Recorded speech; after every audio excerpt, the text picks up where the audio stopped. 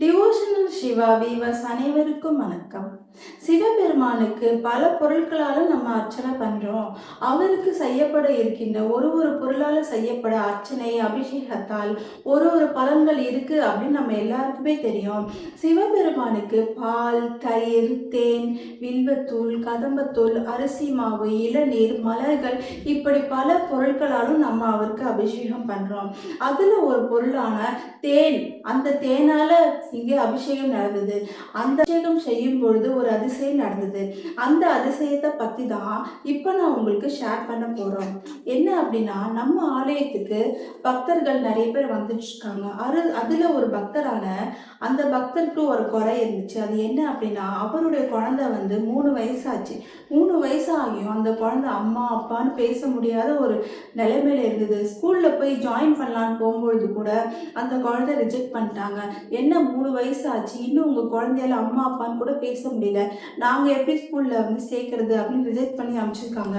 So நம்ம ஆலயத்தில் வந்து அந்த பக்தர் வந்து ஒரு அழுதுகிட்டே நம்மக்கிட்ட சொன்னாங்க, இந்த மாதிரி ப்ராப்ளம் ஆயிடுச்சு, என்ன பண்ணுறதுன்னு. நாங்கள் அந்த பக்தருக்கு அட்வைஸ் பண்ணோம். என்ன அப்படின்னா, நீங்கள் தொடர்ந்து பிரதோஷ வழிபாடுக்கு வரும்பொழுதெல்லாம் தேன் வாங்கிட்டு வாங்க. அந்த தேனால் சிவபெருமானுக்கு அபிஷேகம் பண்ணுறோம்.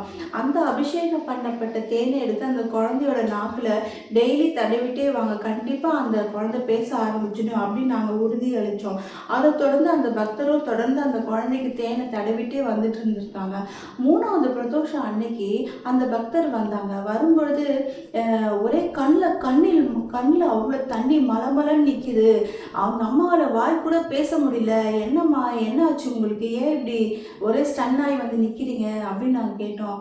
அந்த அம்மா வந்து அப்படியே கண்ணில் பொல பொலன்னு தண்ணியோட அழுதுகிட்டே சொல்கிறாங்க, என் குழந்தை வந்து இப்போ அம்மான்னு சொல்லிடுச்சு, என்னால் ஆச்சரியம் தாங்க முடியலங்க அப்படின்னு சாஷ்டாங்கமாக அந்த கைலாசநாதர் முன்னாடி உழுந்து அப்படியே அழ ஆரம்பிச்சிட்டாங்க. அந்த காட்சியை பார்க்கும் பொழுது அந்த அம்மா சொல்லும் பொழுது எங்களுக்கே மெய் சிலிர்க்க ஆரம்பிச்சிடுச்சு. வீவர்ஸ், இதை கேட்குற உங்களுக்கும் இந்த ஒரு சிலிர்ப்பு இருக்குன்னு நான் நம்புகிறேன். இந்த மாதிரி பல அதிசயங்கள் நமது அருள்மிகு காமாட்சி அம்மன் சமேத கைலாசநாதர் ஆலயத்தில் நடந்துகிட்டே இருக்குது. அதனால் நீங்களும் இந்த மாதிரி பல பொருட்கள் கொண்டு சிவபெருமானுக்கு அபிஷேகம் பண்ணுறதுக்கு வாங்கி கொடுங்க. தேனால் செய்யப்பட்ட அபிஷேகத்தால் நடந்த அதிசயத்தை நான் இப்போ உங்களுக்கு ஷேர் பண்ணியிருக்கேன்.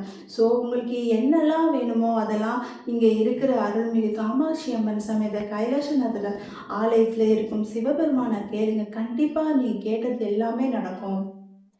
மேலும் இது போல் பல அதிசயங்களை நான் உங்களுக்கு தொடர்ந்து அடுத்த வீடியோவில் சொல்ல போகிறேன். அதனால் நம்ம சேனலை சீக்கிரமே சப்ஸ்கிரைப் பண்ணுங்கள். மேலும் இந்த வீடியோ உங்களுக்கு பிடிச்சிருக்குது அப்படின்னா லைக் பண்ணுங்கள், ஷேர் பண்ணுங்கள், கமெண்ட் பண்ணுங்கள், சப்ஸ்கிரைப் பண்ணுங்கள், பக்கத்தில் இருக்க பெல் பட்டனையும் கிளிக் பண்ணுங்கள். நன்றி, வணக்கம்.